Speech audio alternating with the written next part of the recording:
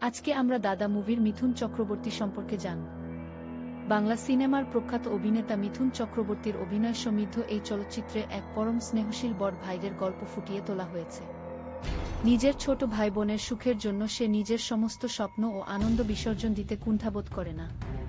কিন্তু সমাজের কুটিল চক্রান্ত এবং অপরাধ জগতের কালো ছায়া যখন তার শান্ত পরিবারকে ধ্বংস করতে চায়, তখন সেই শান্ত ভাইটি হয়ে ওঠে এক রুদ্রমূর্তি। অন্যায়ের বিরুদ্ধে একাই রুখে দাঁড়িয়ে সে শত্রুদের সমূলে বিনাশ করার প্রতিজ্ঞা করে।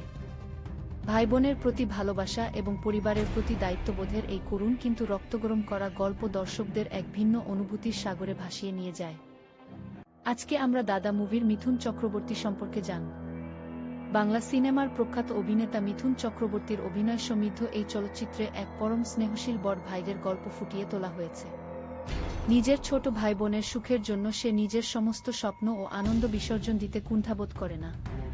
কিন্তু সমাজের কুটিল চক্রান্ত এবং অপরাধ জগতের কালো ছায়া যখন তার শান্ত পরিবারকে ধ্বংস করতে চায়, তখন সেই শান্ত ভাইটি হয়ে ওঠে এক রুদ্রমূর্তি। অন্যায়ের বিরুদ্ধে একাই রুখে দাঁড়িয়ে সে শত্রুদের সমূলে বিনাশ করার প্রতিজ্ঞা করে। ভাই বোনের প্রতি ভালোবাসা এবং পরিবারের প্রতি দায়িত্ববোধের এই করুণ কিন্তু রক্তগরম করা গল্প দর্শকদের এক ভিন্ন অনুভূতির সাগরে ভাসিয়ে নিয়ে যায়।